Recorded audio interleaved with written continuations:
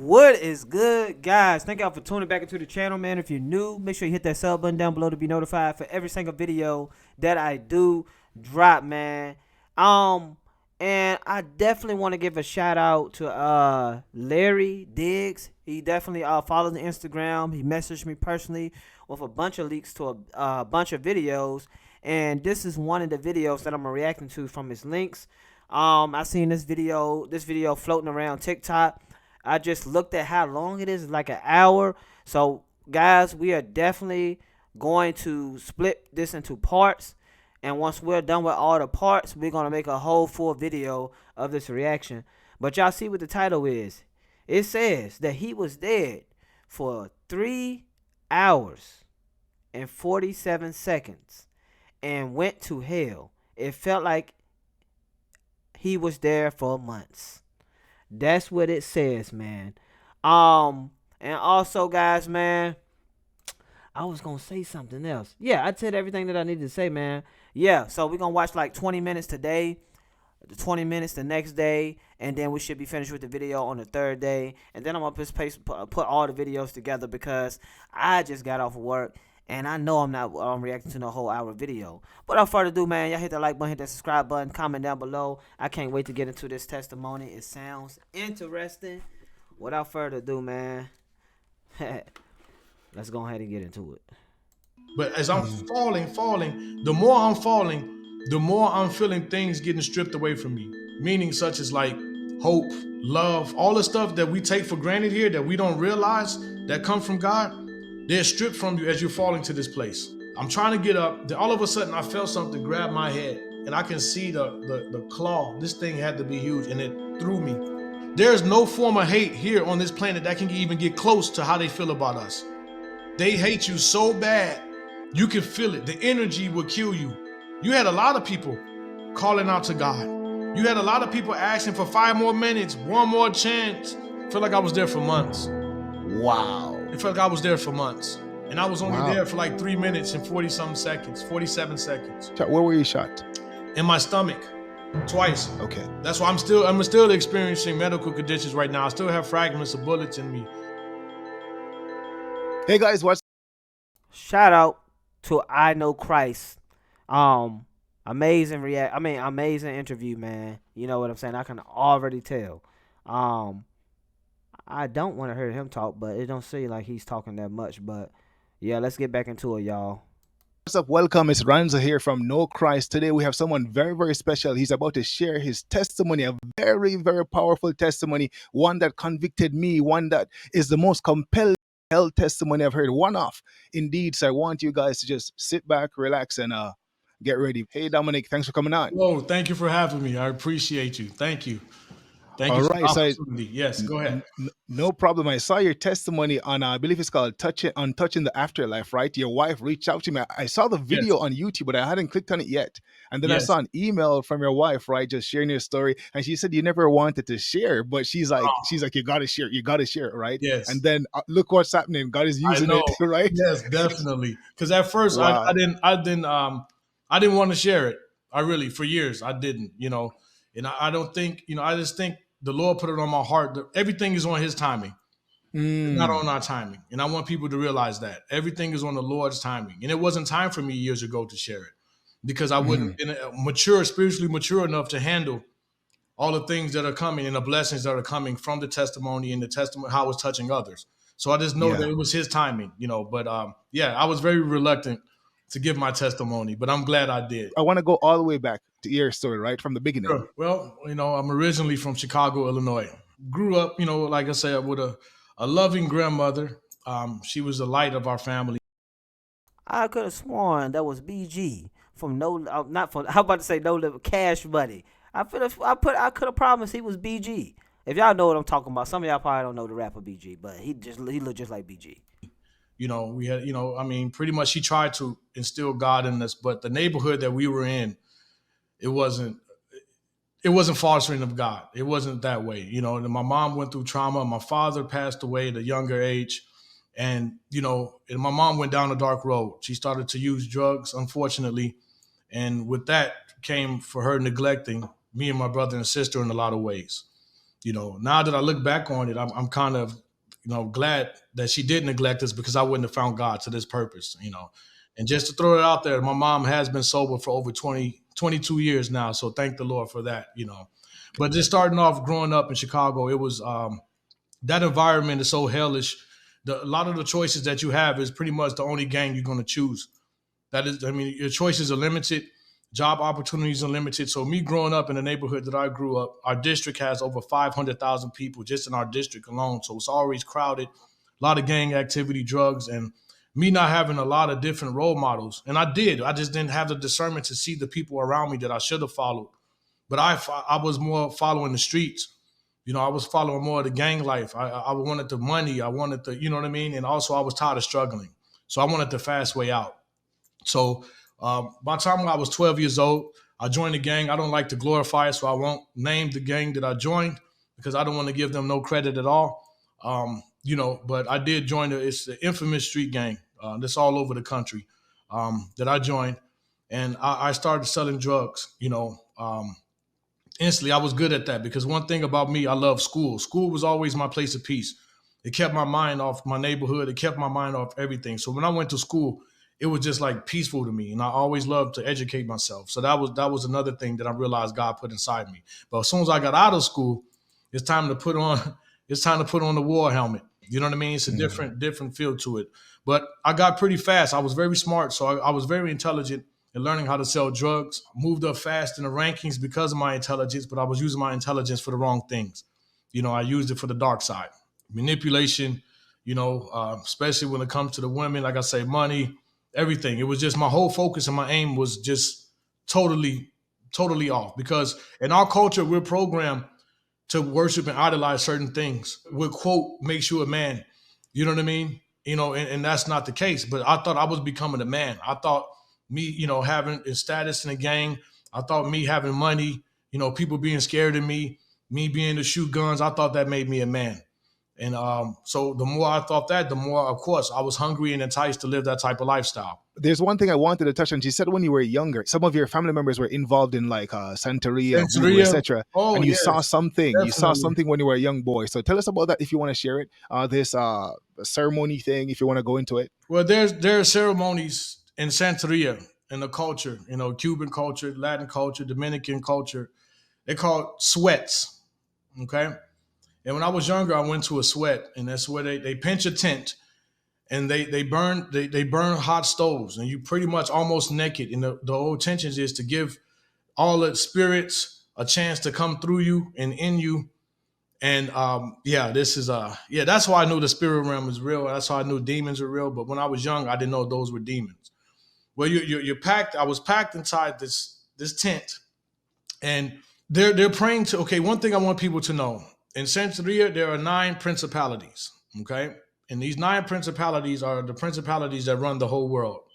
And what happens is, each year, at the end of each year, they shift different places. So each principality takes over a new territory on the earth. And when this happens, you give praise and worship to these new principalities that shift positions. And a lot of people, when we have these sweats, it is an honor of the new principality ushering in that new principality that's coming in over a certain territory. Okay, now on this occasion, I was in a sweat, a ceremony, and there were just tons of just rocks. It's an altar. Okay, it's a form of an altar, but it's an altar. And you get to a point of it, and everyone's chanting and chanting. And I don't want to say those names because people don't realize when you say these demonic names, they actually can come into your life from your portal. So I'm just going to say one of these principalities were being ushered in to the sweat ceremony. I'm so happy that he said that. I'm happy that he said that because we don't know how much some of these things hold power to your spirit, to your life. I'm happy he said that. I did not want to hear it. To the ritual. And as I'm looking, there was the altar, and this altar of hot stones. That's what gives off the heat to make everybody sweat. But this stones, the smoke that was coming from it started to become solid. Okay. Now, as I'm looking at it becoming solid, it started to form of the shape of a body. You can start to see the legs, the upper body, the arms, And I'm looking like, wait a minute, am I seeing? I had to kind of focus my eyes. But the more I'm looking at it, this thing is solidifying. It's becoming solid. Okay. And now you can start clearly see a form of a young, beautiful lady. I mean, one of the most beautiful ladies I've ever seen in my life. I'm not going to lie to you. But she just started manifesting into a solid form. Okay. Even then you can start to see the color. She had a white robe on. She was pretty much like my complexion, maybe a little darker, long, silky hair, but she completely formed out of smoke. And one thing, yes, this is just like Into a real body, into a into physical a body. physical body. Okay. And one of the high priestess that came up grabbed her hand and she stepped out of from the smoke down. And they said, welcome, sister. Thank you for coming and joining us today. But I was so petrified that I squirmed my way through this ceremony and just took off running. I mean, I took off. Yeah, I couldn't even, because it reminded me of the same fear. Spiritual fear and physical fear are two different elements. It's Mm. way more magnified. That's why some people who get haunted by demonic forces and things, it's a different terror. It's not even fear. It's outside the realm of regular fear that we experience here on earth. It's outside this dimension. That's why it's more powerful. So Okay. that was just one incident, and we could talk more about that. But You were a little boy at this time. Like, how old were you at yes, this I time? was 9 years old. Okay. Okay. So let's fast forward back to gang life. You're doing all that, right? Yes, Your wife also said that you were just searching for religions, like searching for truth. yes, I Looking was into different searching. things. Yeah, my family can vouch for that. I was. It just always had a compelling to form with God. That's why I was Muslim. I was a Black Hebrew Israelite. Like I said, Santeria, New Age movement. I did so much research over the years trying to find him. And the funny part was he was with me the whole time. While I Mm. was out there looking for all of these things, that's what people don't realize. While you out there Mhm. searching and trying to search, whenever you have an inkling to find him, that means he's already found you. Okay. Okay. See what I Okay. He's mean? right. They're just waiting, like waiting for you. And So he's already there. He's already there. So did it's yeah. did you look into Christianity? I thought it was a hoax. I thought it was a. I'm just being honest. This is just. I'm keep it 100 as we say. Um, yeah, I thought it was a hoax. I thought it was just a fear tactic. I thought it was just used to manipulate and control people. I thought it was a European white man's religion. You know what I mean? Come to find out, actually, it's an ancient African religion. It started, but that's a whole nother story. That's yeah. It was never a European religion, but that's what the enemy puts on our mind because we're so used to just searching the details on things, we lose the message on things. We want to know the scientific principles of things, the historical facts, the archaeological principles, instead of the spiritual message that's come in that package. So that's another tactic to throw you off from getting to the message. Instead, you argue and debating with people on the outside of things, you never get his message. So that's yeah. That's why I want people to be careful with over analyzing the historical facts of things. We know mankind and man tampered with things. We know this. We know the man tampered with the scriptures. I don't know how many times. That's why there's so many different versions. But when you have discernment, you only can water down God's word so much. But once you have true discernment, you can see instantly his power is still in the scriptures, no matter who try to manipulate it.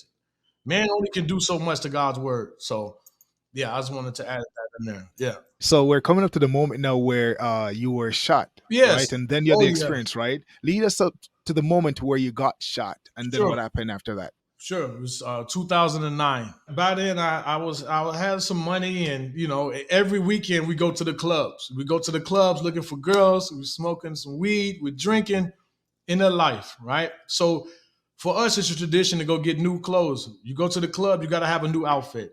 So me and my friend, we're gonna go shopping during the day. We go shopping, but I kept seeing this one guy. Okay. First, we went to the clothing store. I come out, he's sitting on his car. And this is something in my spirit says something is not right about this guy. But I looked at him, he said, "What's up?" And said, "Okay, what's up?" We go to another store. I come out, he's outside the second store, way on the other side of our district. Just like it's no way you can keep running to the same person. So I thought it was, wait a minute. Now my spirit really was tugging on me. Like something is up with this guy. So again, I looked and he said he's sitting on his car outside of the store. So I tapped my friend and said, "Hey man, this man is following us. This guy." And my friend laughed. He was like, "Dude, you're not that important. Nobody following you, man. Quit it. You're nobody to be thinking about. Stop it. You're paranoid." Okay, I brushed it off. So later on, I come out 2 or 3 hours later, we're dressed, I'm ready to go out. I come outside the building. Guess who's standing there? The same guy. So this time I said, okay, I'm about to question this guy and ask him, do I know him from somewhere? Where is he from? You know what I mean? Because enough is enough at this point. My spirit is telling me I need to find out what's going on. As I'm walking and approaching the guy, he had a cigar in his mouth. And he said, do you have a lighter on you? I said, yeah. And so as I'm reaching in my pocket, I saw a green flash. It's the first thing I really remember. It was a green flash. Okay. Now it just seems like I don't know if things go in slow motion. When your body experiences traumatic experiences, Mhm. you either black out or time slows down for you. Okay, and I'm noticing how God put that in as a safety mechanism for your body, for us, so we won't be over traumatized by the experience. But as I look up, I smell like I don't know if you know what matches. Like if you Mhm. would burn a whole book of matches, like the sulfuric smell, Yeah. that's what I smell. But as I look up to him, and he hit me again, wow, again.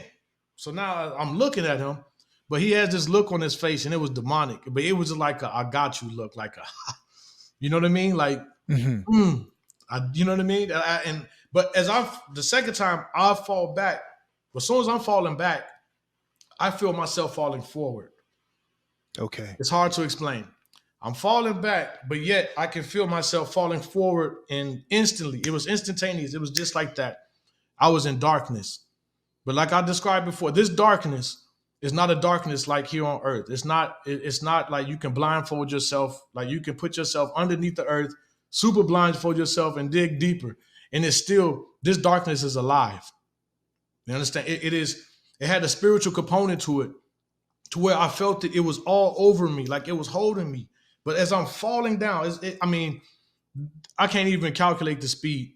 But as I'm Mhm. falling, the more I'm falling, the more I'm feeling things getting stripped away from me. Meaning such as like hope, you know, love, all the stuff that we take for granted here that we don't realize that come from God, they're stripped from you as you're falling to this place. Okay? I want people to be aware. Don't take anything for granted. Because as I was falling, it's beyond, like I was saying before, at first, the terror.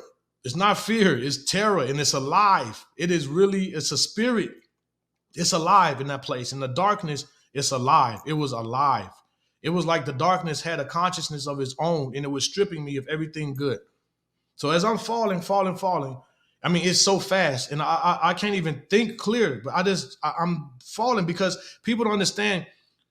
Just say, for example, if you're here conscious, like we're talking right now, we're communicating, and then all of a sudden you're taken to just a whole other place instantly.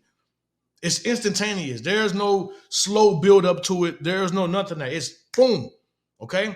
And I'm falling, and I'm feeling this fear, but the speed of the fallingness, it is, I can't even explain it in words, no matter what language, no matter Wow. what. It's spiritual. It's a spiritual component to everything. Now that in hindsight, and the more that I'm mature in my spirit, I'm realizing that it is all spiritual. The spiritual life, I was in my spiritual body. Okay. I'm falling. Now, the first thing that hit me was this smell. The smell. But see, people don't understand. I'm gonna explain it again. When you pass away, you don't lose your five senses. Sight, hear, touch, taste. No. They heightened. They get more potent. So they raise times a million. So you become more sensitive. They don't go anywhere. They get stronger. So, Mhm. like, if you were to smell this smell right now, the smell that I was smelling, there's no way your body would be able to take it here on this earth. Mhm. There's no sewer, no dead bodies, no dead animals, rotting flesh. There's nothing that can compare to this smell. Okay, it is so bad. It is just. But as I'm falling, I'm just like, it's just overwhelming, the smell, and then all of a sudden I see a little light. It's a little light, because this darkness is so dark. You can see the light on like a top of a pinhead. It's bright Mhm. compared to this darkness. So to see that Mhm. little light, I'm thinking, but as I'm going, I'm falling, it's getting bigger and bigger and bigger and bigger and bigger and bigger and bigger. Then all of a sudden I felt heat. I can feel heat coming from this light. But I wasn't even now that I'm looking at it, I wasn't even paying attention to the heat because I was so scared. I'm smelling this smell, but I'm starting to see it looked like a big portal. But this portal looked like it was rocks. Okay. That's what I want to explain to people. Hell is here on earth, but it's in a different dimension. Okay, just like when I start learning scientific principles on different dimensions, it makes complete sense. Just like I'm sitting here right now, but there's different frequencies going through me that I can't even see, like microwaves, radio waves, all types of things, but they're vibrating on a different frequency. So you can have two places in one space because of different dimensions. So hell is on earth, but it's in a different dimension. All right. Yes. So now as I'm falling and I'm seeing this portal and it's open as it opened now is I'm pretty much right there and I can see the every detail. Now remember your senses are heightened. You can see a molecule if you wanted to, if you focus and zoom in on it. I mean, that's how pinpoint accurate your senses are in the spiritual body. Now I'm looking and it's rocks, like stones, ancient rocks, caverns, but I fall through and I hit the bottom. Now when I hit the So bottom, the opening is like rocks, like a yes, circular. it's Okay. like you're entering the cave system. It Okay. was like I was falling into an ancient cave system. That's the best way Okay. I can describe it. But the rocks were glowing. Everything on the rocks was so hot. They were like yellow, orange, white. They were hot. They were so heated. That's the little light that I was seeing. When I got there, I knew exactly that was that opening. So when I hit the bottom, I mean, I slammed so hard, but I didn't even feel that pain like that because when I tried to move, I was so more worried. I was like, I was just panicking so bad. I tried to move and I couldn't move the way we move here. It felt like I was wearing a big heavy suit, like I was weighed like 900 pounds. So just like I'm moving my arms now and I can do this and that. No, no, no, no. First of all, you feel like instantly I felt I had no energy. I had no energy. And what that was, now that I realize, is that we're so used to being in our physical body. We're so used to things of our physical nature. Like I couldn't breathe. When I was trying to breathe, it was like the lips. Like I couldn't even breathe. It's because I wasn't breathing in the first place. There's no oxygen in that place. But we're so used to being here, just like we're breathing now, we're unconsciously breathing. So I thought I was trying to breathe. So that makes my anxiety there even worse because you're so used to being in this flesh.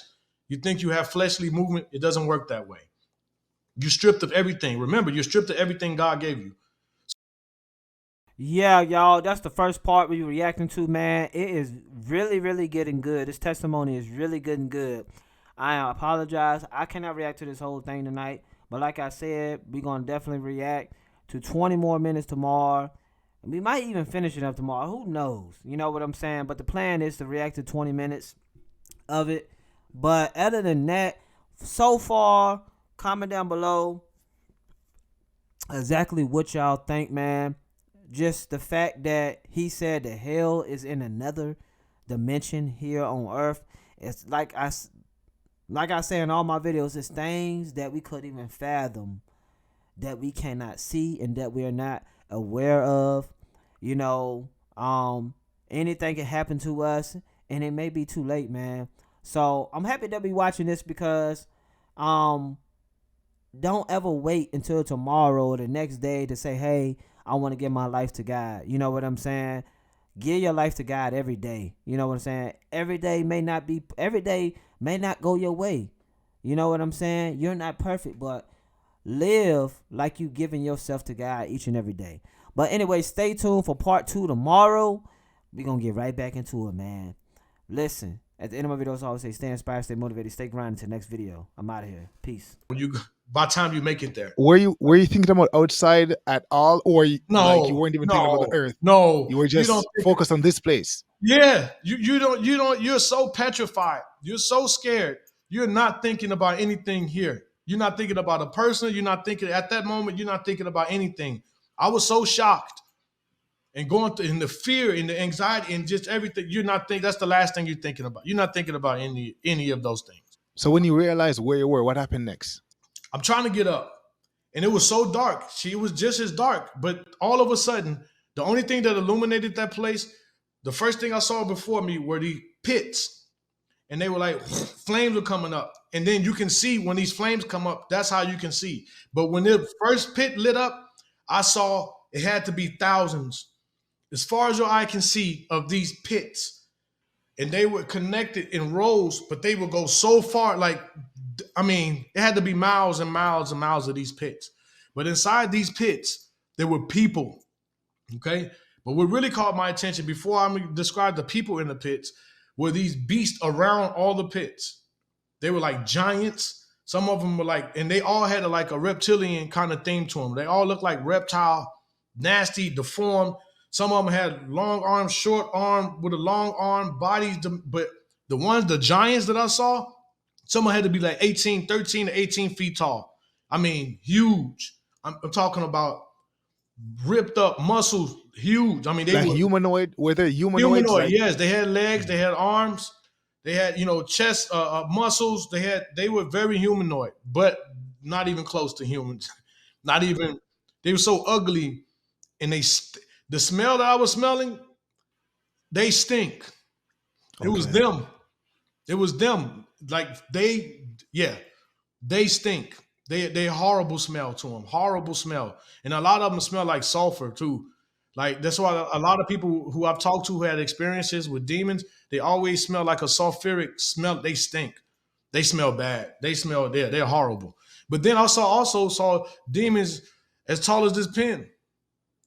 They small. You got some. They all sizes, all shapes, all sizes. But they had some of them had red eyes, some of them had yellow eyes with the slits in them. And some of their skins were scaly. Like I said, they had that reptile, like the reptilian type look. But some of them didn't have the reptile look. Some of them were just so deformed and ugly, hairy. It just it just didn't make sense. Some of them were just so disproportionate. It didn't make any sense. Did they notice you when you fell? No, not right away. Not right away. One of them did, and that's how I look back because I never saw the Lord. I never saw the Lord. But now that I look back, He had to be with me to be protecting me because Okay. the hatred that they have for us, it is beyond description. It is beyond words. They hate. There's no form of hate here on this planet that can even get close to how they feel about us. They hate you so bad, you can feel it. The energy will kill you. If their hatred was in the form of a weapon, here on earth, you would die. You would die. They hate. When I say hate, hate is an understatement. That is Hate crazy. would feel like love compared to the hatred that they have for us. Literally. Yeah. But as I looked at the pits and the people, some of them were like charred skeletons, charred, burned up skeletons. Some of them had flesh hanging off of them. Okay. And the thing is, they were trying to crawl out. And now, I mean, because once you get there, you know that you know. You know pretty much everything. You can see a person in hell and know why they're there. There's no time there. There's no time that you have to take to learn because everything is connected. So you know that you know. And they were there to guard the people from coming out the pit. They had these spears and these ancient things, and people were trying to crawl out. They were sticking them, grabbing them, especially the big giant, grabbing them and throwing them right back into the pits and the lava. I mean, and then what got me though, like I was saying before, I forgot to mention was the screams and the yells. Okay, it moves your spirit. The sense of the way these people were screaming and in agony and the regret and the pain, it is beyond comprehension. Even right now as we speak, that place is going on right now. And that's what reminds me every day. It's happening right now as we speak. People are there right now. And it's so many people. It is so many people. But as I'm trying to get up and I look, and I'm looking at these pits, and I'm just now I thought I was already scared and full of anxiety. Now it's just beyond. It keeps growing. There's no limit to fear in the spiritual realm. Just when you think, okay, I'm maxed out of my anxiety. I'm maxed out on my no. It keeps growing and it doesn't stop. There's no limit to how fearful you become. I'm trying to get up. All of a sudden, I felt something grab my head, and I can see the claw. This thing had to be huge, and it threw me.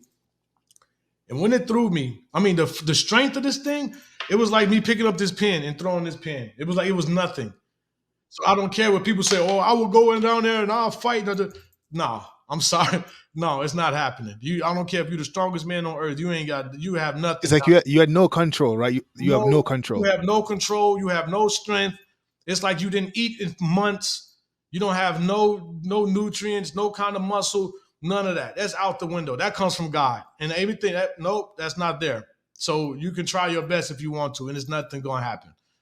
So as I got hit this wall. But now as I noticed as I once again, Lord had to be with me because I didn't feel because of the force that I was thrown. I would have felt.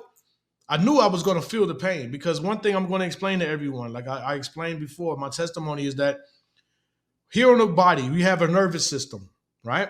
So if I was to touch you and just pinch your hand, you would feel it only on your hand.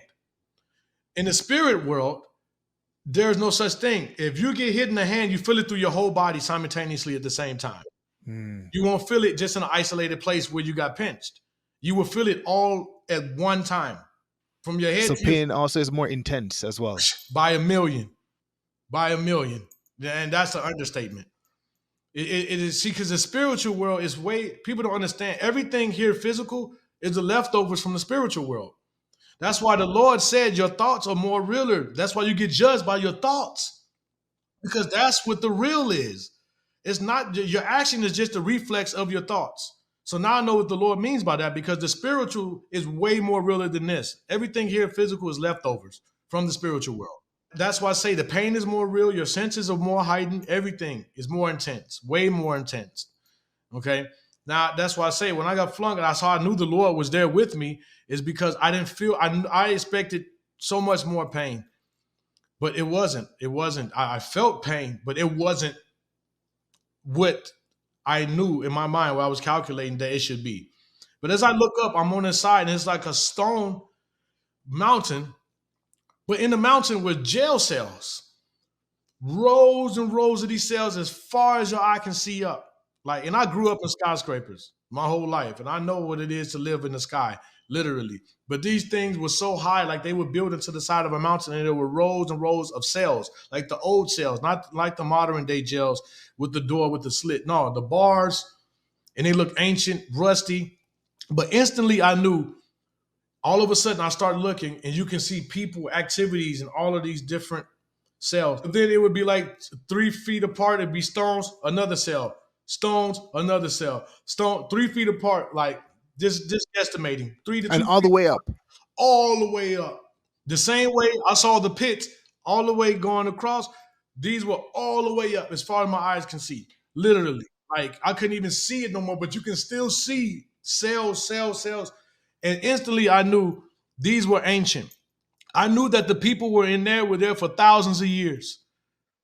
Thousands of years. I mean, I'm talking about biblical times. They've been in there since. You know, people can't even imagine because time, see, like we're so used to time here. You can't imagine no time. There is no time there. Time stops. There is no time in the spirit world. It doesn't exist. Time is only used in the physical manifestation for us to organize things and keep schedules. It doesn't exist. All hope is gone when you're there. There is no, at least, like for example, I was explaining. Back when I used to live my back life, because I did go to jail a couple of times. I was in jail, okay? I had hope because I had an out date, right? So you say, okay, I'm getting released in 8 months. That gives you some hope that I'm getting out of here in 8 months. But when you're in hell, there is no out date. There is no time. There is nothing no schedule. There is none that's gone. You know you're there. And the worst part is, I knew I deserved to be there. That was the thing that really got me. I had no rebuttals for me not being there. Okay? So you weren't crying for mercy, you weren't calling out to God, nothing like that? No? No. And that's another thing. See, the people don't understand. The things that I was hearing, you had a lot of people calling out to God. You had a lot of people asking for 5 more minutes, 1 more chance. Please, I'm sorry. Let me make it up to you. Can hear everything. That's another thing I want to add. Remember I was talking about the 5 senses being heightened? You can hear everybody screaming at one time, but you can individualize every person. You can individualize every scream. You can individualize. But then I heard a lot of blasphemous things towards God. I heard a lot of anger, a lot of cursing God out. I heard a lot of big time. People were angry.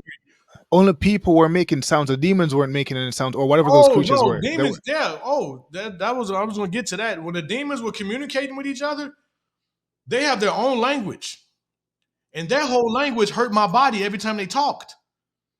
Every time they So talk, you never understood what they were oh yeah, saying. you understand everything. I'm gonna use the term, Okay. you overstand everything that they saying. What they was communicating back and forth, they were calling us stupid humans. When they were grabbing and torturing humans and doing all type of things, they were calling us stupid and they were laughing. They laugh, they enjoy. Because what I found out and what I saw myself through my experience is that they get energy off our pain. They eat it. It's a form of food to them. It's like a drug to them. They get high off of it. That's why they're here on earth. They keep us depressed, angry, full of anxiety, because they're feeding off that. That's their food. They literally eat that.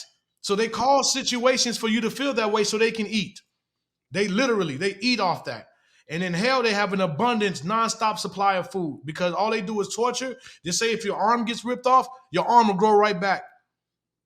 Rejuvenate. And it happens over and over and over again. Like I say, I saw tons of people there where they were ripping over their mouth and pouring hot lava down their throats.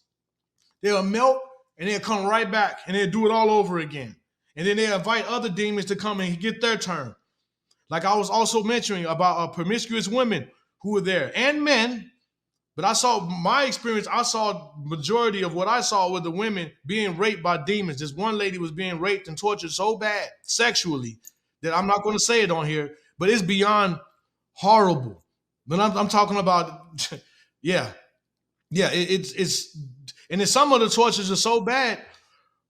I still to this day I can smell a certain smell, especially matches. I don't like the smell of matches at all because it brings me back to that. It reminds me of that. Yeah, it does, like PTSD big time. I don't like that. But Your wife said you said something about I think it wasn't the last one I listened to actually. You said you saw pastors and people like that there. Could you yeah, explain? yes, you know what? And I saw, and a lot of them were still dressed in suits. Okay, there was like a cavern, like a cave, and a lot of them were just sitting there like they were waiting. Well, the demons would come in, especially the giant ones, and snatch them up and throw them in boxes. They were throwing these pastors in boxes. They had all types of stuff for them. They had all types of, like they had a field day with the pastors, the fake pastors. I'm going to be honest. A lot of them were just misusing their authority that God gave them. Okay. Okay, for one example, they threw this one pastor in a box, and it was an old, nasty box, but the box was filled with hot coals in it. So when they throw them in it and they close it, you can hear them. I mean, the screams are beyond. Like, you can feel it. You can feel yeah, it's just the anguish and the pain. And they were throwing these things in them. They were stabbing this. They were ripping people apart. They were eating people, especially the pastors. They had they had a real good time with them. They were enjoying, like, really. A lot of people who I saw were a part of the church. Like I said, you can look at somebody in hell and know why they're there. There's no ifs, ands, about it. Like if somebody was to look at me, they'll know why I was there. The people that were in church, Mm-hmm. what were some of the sins that they did? Like that I saw more gossipers in hell than anything from the church. Wow. Gossip, backstabbing, lust in the church, right? But the most of all was the gossiping, because people don't understand the power of gossip. They don't understand how powerful it is, how you can hurt somebody's life for just, you know what I mean? It was so many people down there for gossiping, you know. They smile in your face, but then, oh, look at Sister Clark, or look at brother so-and-so. But then you're in church praying with them instead of praying for them. See, when you talk about somebody's problem, you better have a solution. If not, it's gossip. Plain and simple. If you're going to talk about someone's problem, you better be willing to help that person. If not, don't talk about it and stay out of their business, because that's serious. God doesn't play with gossip. And I saw that firsthand. God does not play when it comes to gossip. And the pastors that were there, were they like fake pastors in the sense of like what were they doing exactly? Like what did they do? They were popcorn Christians. What I mean by popcorn Christianity is a term that me and my friends came up with, is because they're okay, like a popcorn kernel is hard, right? A kernel of popcorn. But when you apply heat to it, it puffs up and it turns soft. That's what they were. They were acting like they were really hardened for the Lord, that they were really solid, but then the heat and the pressures of the world turned them soft and they became worldly. Okay. And they're fake. So they use the word, worldliness. Yes. Hmm. And then a lot of them are, like I always say, intellectual parrots, meaning they know the scriptures inside and out. They sound good. They sound intellect, but they don't live them. They don't live them. They fool the people. That's why I tell the people, it's not up to the pastor or your deacon or your bishop to establish your personal relationship with the Lord. That's up to you, because a relationship with the Lord is ultra personal. It's not their responsibility. And you can be, even the Lord says, don't follow a man because you never know who you are following. So why they think, oh yeah, brother told me to do this, or sisters told me to do this, and yeah, they're a man or woman of God, they lead you right to hell Wow. because you don't have I your heard own you said personal. unforgiveness too. You said unforgiveness too, I was right? going to mention that next. The top two. The top one is gossip. The next one is unforgiveness. You know how many people say, I forgive, but I won't forget? That's not forgiveness. See, when God forgives us, it's deleted from the universe. It's gone. He doesn't remember, clearly doesn't remember. You can try to say, hey, Lord, remember I did this? He's going to say, what are you talking about? Because it's been deleted from his heart. We don't do that. We say we forgive you and still have in the back of our mind reservations and judge that person and still kind of say, I'm just going to, and I saw so many people there for that. See, people don't understand. Yeah, you see, we unqualify and disqualify ourselves from going to paradise. Paradise in heaven cannot have 1 ounce of filth in it. If so, you will corrupt it. So that's why we need the Lord as a mediator to make sure he washes us from that. What if you could clean your retainer at the touch of a button? No more brushing or tablets. Over 4 years ago, Because we're all imperfect. We're going to fall. We're going to have flaws. But our relationship with him and his grace, he washes us clean from that so we can enter paradise. Because you cannot have one blemish on you. It's like if you have a fresh basket of apples and you put one in with a little mold on it, what's going to happen to the rest of those apples? The whole bunch is going to be spoiled. Exactly. So therefore, we disqualify ourselves from getting into heaven because we're so blemished. And then we think we can do it on our own. We can't do it without him. There's no way we can cleanse ourselves the way we need to be cleansed to be on that frequency of heaven. So we disqualify ourselves all the time. Some people would say that they would say, well, you know what? Once they're covered, and like the pastor, for instance, he's okay even if he mess up. Like he's covered, past, present, future sin, and the other gossipers or people unforgiveness is Right. fine because Uh-huh. you're covered. Sure. And that's something that people say. Like I saw another testimony of a pastor in Africa, very very gripping health testimony. He said it was unforgiveness that caused him to go to hell. See? And that's what I'm saying. And those who say that, they obviously don't read the scriptures. Because clearly in Hebrews chapter 10, verse 26 says, if you commit a sin and you know thereof that it's a sin, there is no sacrifice that can save you. See? Hebrews chapter 10, verse 26. So all that once saved, always saved, that comes from the pits of hell itself. It's a lie. It's a lie. If that's the case, I might as well go back to the life I used to live. I got saved, so I might as well just go, let's go kick it, man. Hey, let's go have fun. Let's go do what we need to do then. Those are fighting words, right? Because Yeah. in health testimonies, you always have people in the comment section that talk about that, right? They always talk about it. Even when I shared my outer darkness experience. So when you spoke about the little pin, the light, I saw that. My thing was just this pitch black place that looks like a cave, right? I found myself in this place, and when I realized, just like you said, the hopelessness, there was a palpable sense of, as you said, you cannot get out. You know that you're stuck there forever. Yes. And this hopelessness was beyond anything I can describe. Oh my gosh, I had to stop it right there, guys, man. Man, unforgiveness, gossiping. Even when you think you forgave somebody and you say you never forget, that is still bad in the eyes of God. You know what I'm saying? He said, demons, language sends pain through your body in hell. Crazy testimony, man. Tune in for part 3, guys, man. Part 3 will be coming very, very fast. As soon as I get from work, I'm going to be reacting to part 3. Y'all might be getting part 3 tonight. And then we're going to put the whole video out, man. If y'all enjoyed this testimony, comment down below. Tell me what you're learning from it and whatnot. What's some things that shock you about it? Make sure y'all share these videos also on y'all Instagram, your Facebook, whatever the case may be. Let's spread the word. Let's spread the knowledge. Without further ado, man, at the end of my video, I'll say stay inspired, stay motivated, stay grinding. Until next video, I'm out of here. Peace. To it. And when I jumped to the light, that's when I leaped out of like my bed, and it's a very traumatic experience for me. Like, so I understand. Yes, Some of I the things can that tell. I never experienced what you experienced, but I got a little glimpse of the outer darkness, and that was enough for me to understand that it's not something to be messed with. And I was a Yes. Christian, Right. right? I was a believer at the time, but I was Right. lukewarm. Yep. I was a lukewarm believer at the time. But continue Yeah. from you saw the bars, and you saw people inside the bars, and the ancient, like some people from like Yeah. way back when. Yeah, Continue from from ancient Persia all over. You can clearly see, you can clearly tell, like these things and these people were just there for thousands and thousands of years.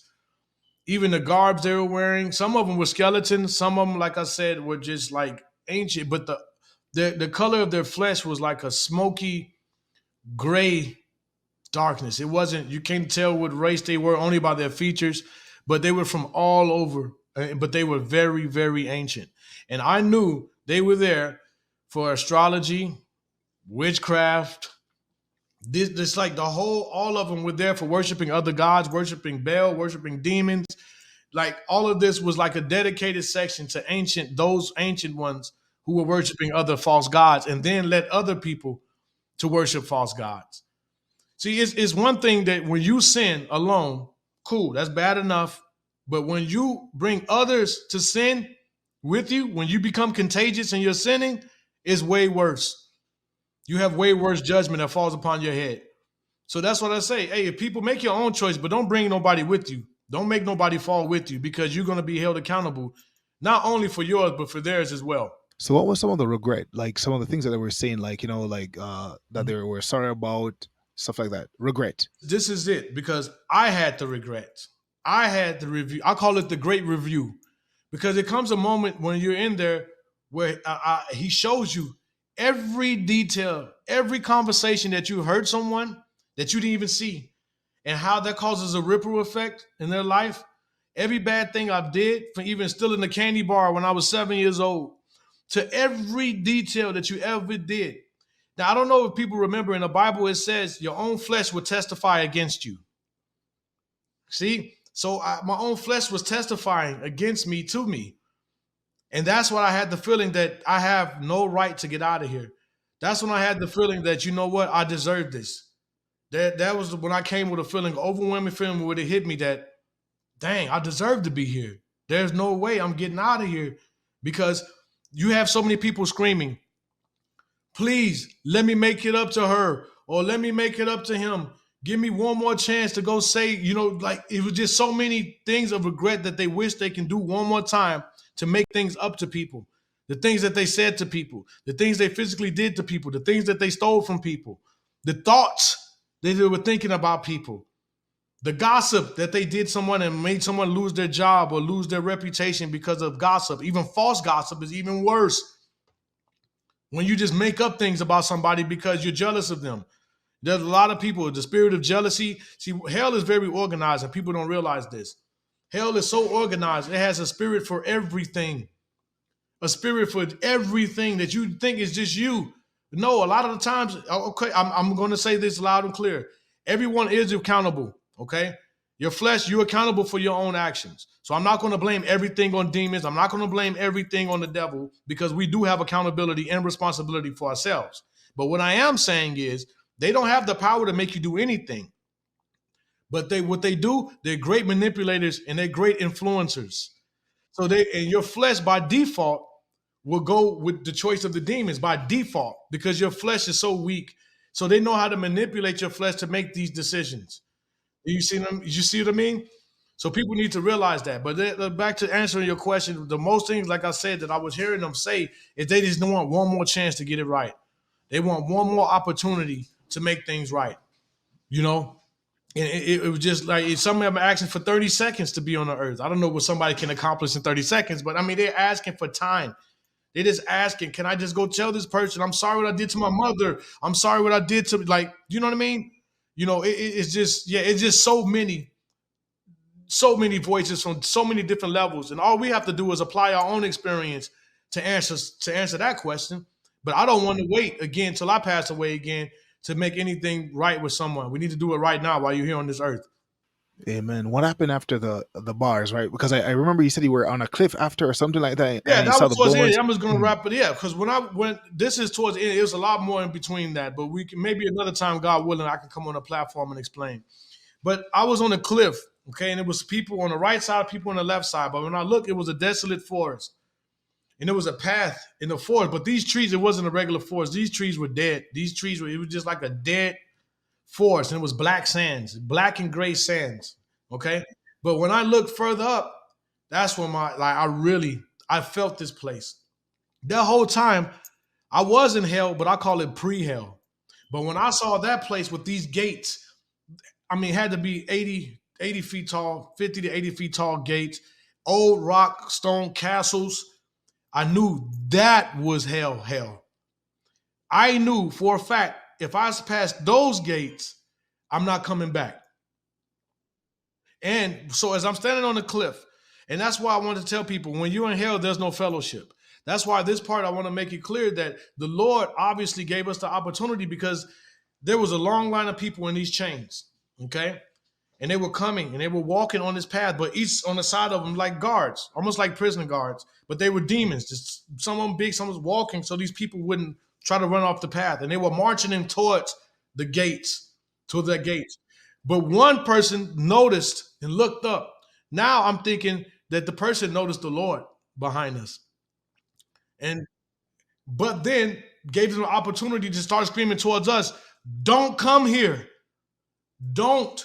They were screaming in all different languages, and I'm looking at the people on this side, looking at the people on this side of the cliff, and they were screaming, don't. They were like giving us utter warnings. Like, don't, please. They were begging to not come, to not come. And you can feel the sincerity and the fear and the terror. It is beyond. Just by looking at that place and hearing them, I knew. I said, my next step is I'm about to be down there in that chain gang heading on that path. But all of a sudden, it was just like the same force of a swish. Because around when I went to different compartments in hell, it was like I was teleporting. It was boom, boom. He was taking me. So now I know that was the Lord showing me. But all of a sudden, I felt that same back. But when I came, I got slammed into my body, and I was in the hospital. Okay. How long did it feel like it was? You said it's timeless, right? But did you? How long did it feel? Did it feel like you were there for a long I feel like time? I was there Can you for quantify months. it? I feel like I was there for months. Wow. It felt like I was there for months. Like Earth months, like our months. It felt Our that months long. here on Earth, it felt like I was there Wow. for months. And I was only Wow. there for like 3 minutes and 40 something seconds, 47 seconds. Wow. So your wife said you were pronounced clinically dead, Three right? minutes and 47 seconds. What was the most memorable thing maybe that happened during that time in hell when you were being, shown different things that you want to share? What sticks out to me, all of it to me was equally, but what sticks out in my mind was I call it the human shish kebabs. Where the giants were taking these big rusty poles and they were taking humans and they were taking them from underneath and they was putting them on these poles, like 4 or 5 at a time, and then they were carrying them around. Like they put these spears through them. These spears are huge, and they would take the body and they would poke you through and they would stuff you and they'd stuff another one on top of you and they'd stuff another one while you're screaming and moving, and then they'd pick you up, and I don't even know where they were carrying them. But to me, I still even get I still visualize it. I can still feel it. I can still smell the atmosphere. But to me, besides the females getting raped, the men's getting their genitals cut off, the sexual torture, and I call it the human shish kebab torture. To me, it really, really, really, those are the two that really stick out to me, really much so. So in terms of senses, right? So I want to give people like a sense of maybe like what is it like a daze feeling like you're in like a dream like state, or is it like very vivid, or do Mm-mm, you feel like what you feel now like mm-mm. how what's it like a dream state Have you or ever had a dream? See, there's a difference between dreams and messages. Have you ever had a dream where when you first wake up, you're glad to be here, and you look and say, "Whew, I'm glad that was just a dream." So imagine that type of feeling magnetized times 1,000. It's more realer than me experiencing talking to you right now. Wow. It's even hard. Like I say, there's certain emotions that I feel and we feel as human beings on a daily basis that you can't even put into words, right? The descriptive part, I'm just getting close to it as I can because there's some things that I can't even fathom to put in a human language, any language.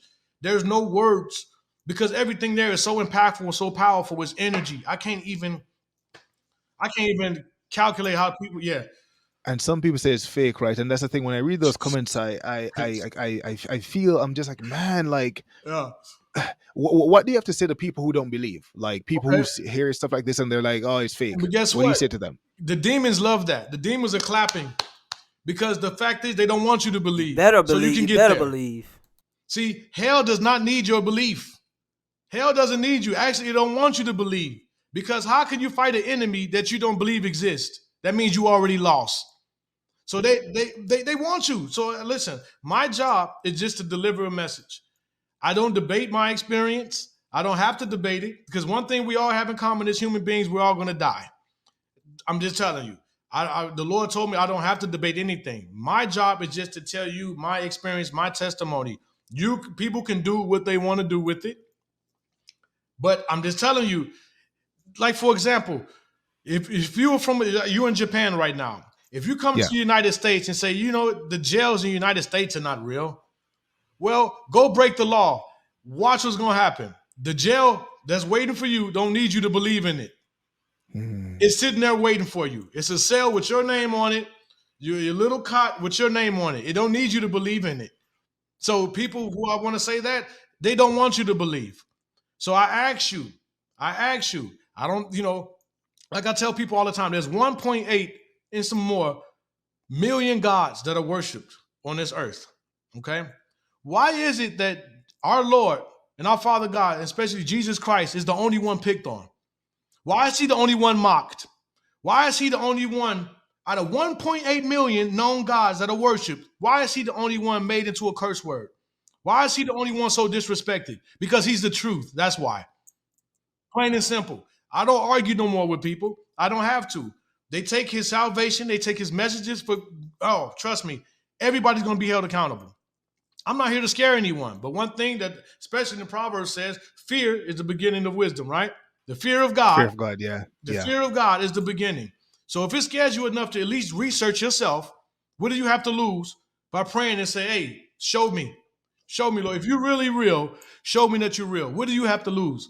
But for all the naysayers, I don't violate your free will just like our Lord. I'm not here to force you to believe. I'm not here to debate with you. I'm just telling you, I'm just passing on the message.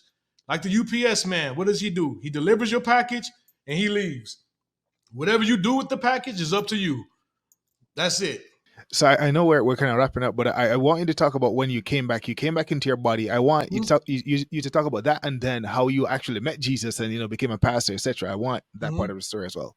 Yeah, well, when I came back into my body, like I said, it felt disgusting. I felt horrible. I felt like I was wearing it. It felt like if you put on like 3 outfits that were dipped in cold water. That's the best way I can describe it. It felt like I was literally wearing my body. I was wearing it like I'm wearing an outfit, and I felt nasty. It took a while for me to get rid of that. For a couple of weeks for me to get rid of that nasty feeling, because I was it's weird. But So you were in the hospital when you woke up in the hospital, or yeah, I was in the hospital, and the nurses were freaking out. Everybody was freaking out because they pretty much just gave up. They were wrapping it up. I can tell the machines were outside. They were just pretty much wrapping everything up, like because I was done. It was. So where were you shot? Where were you shot? In my stomach, twice. Okay. Twice. In my abdomen. Okay. That's why I'm still experiencing medical conditions right now. I still have fragments of bullets in me. I may have to have an upcoming. So those who are believers, you can pray. My surgery goes well. I really appreciate that because I have to have some bullet fragments removed from my intestines, from my small intestines still, because they're starting to rust and iodize in my stomach. So, yeah. And your wife said that they said you wouldn't walk, but you started walking miraculously. I still, even to this day, I still have complications of walking, but they told me I wouldn't walk again correctly. I wouldn't walk at all. But now I'm walking right now. I still walk with a limp. It still hurts when the weather changes. A lot of people know what that means. Like when it rains, when it snows, it's a lot of tremendous pain because I have permanent nerve damage. But that's better than being paralyzed. So thank the Lord. He gave me the ability. I'm walking again.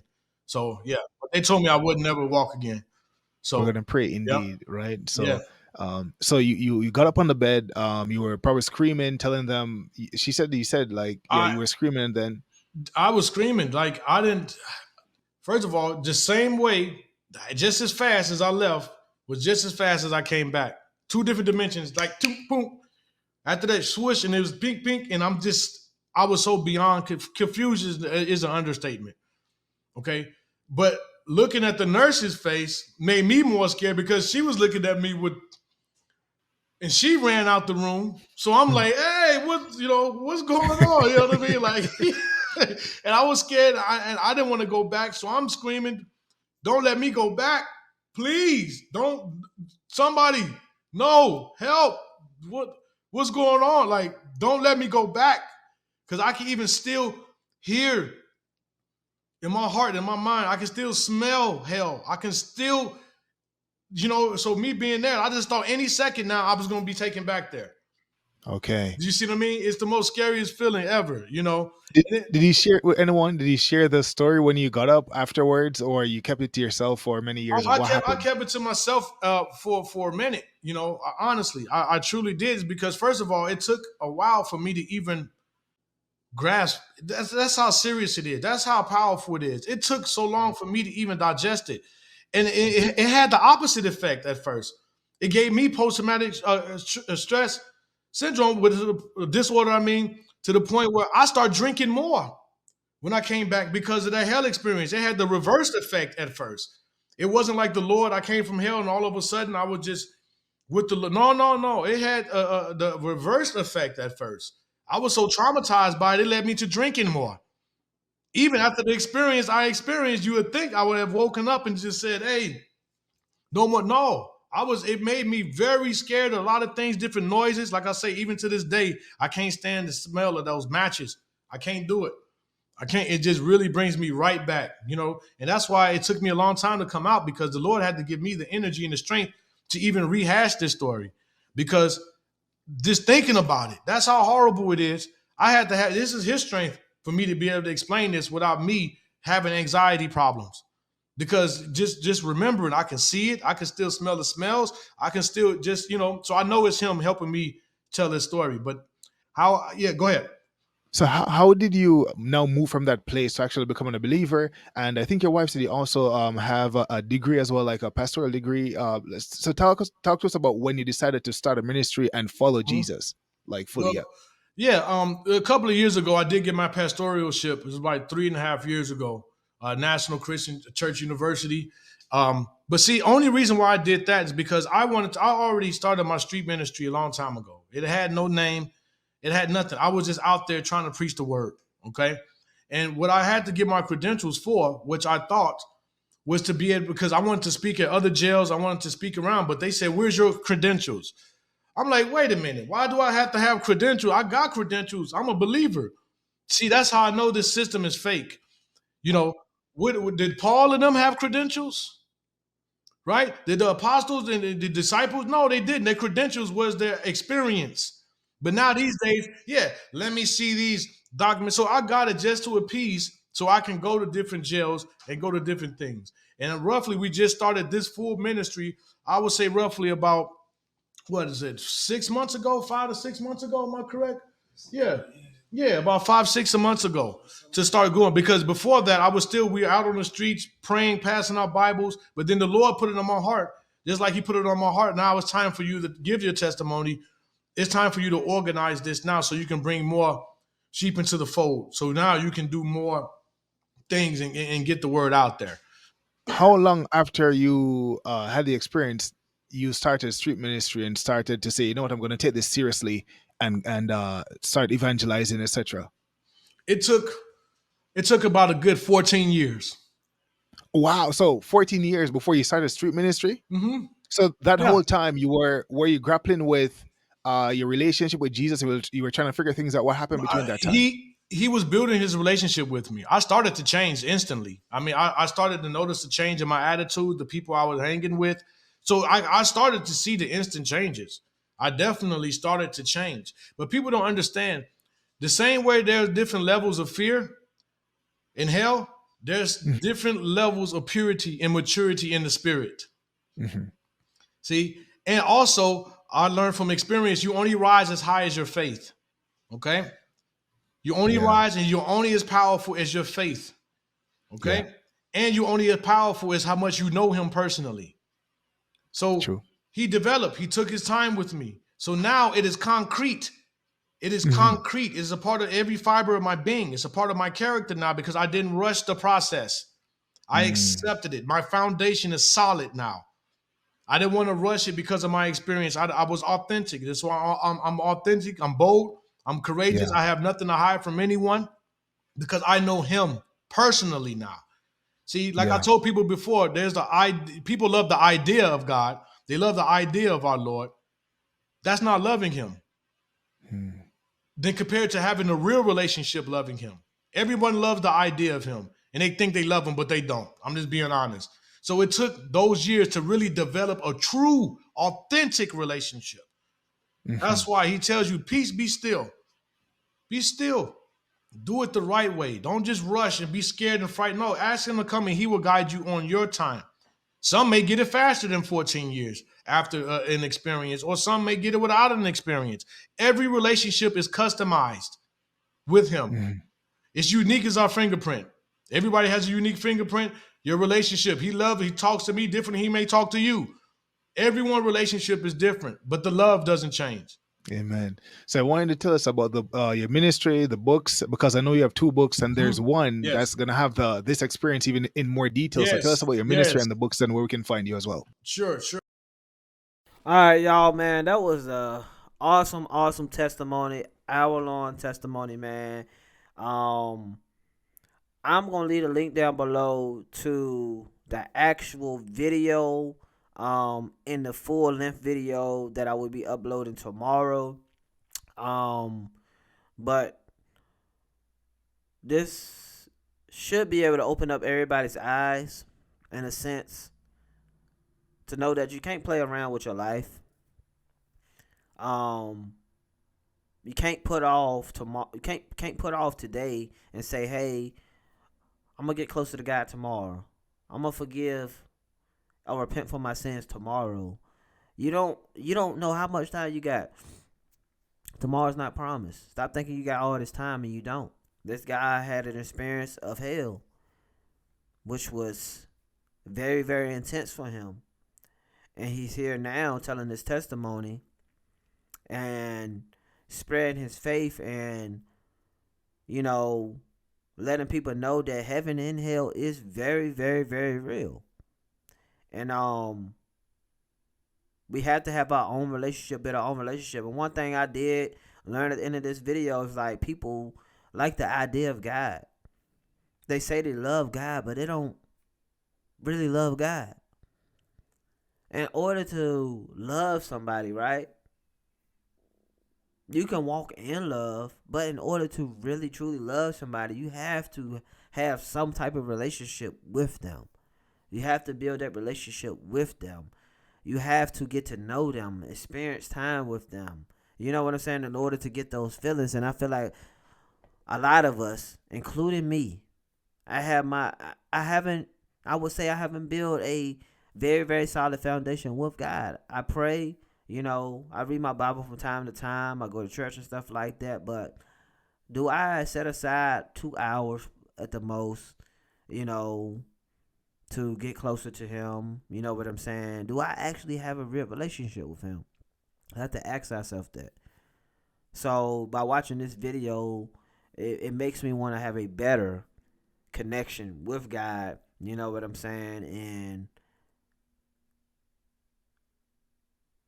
just know that I have a great relationship with him. Y'all comment down below exactly what y'all learned about this video. If you have not watched part 1 and part 2 yet, make sure y'all go do that. I am dropping a full length video tomorrow. At the end of my videos, I always say stay inspired, stay motivated, stay grinding. Until the next video, I'm out of here. Peace.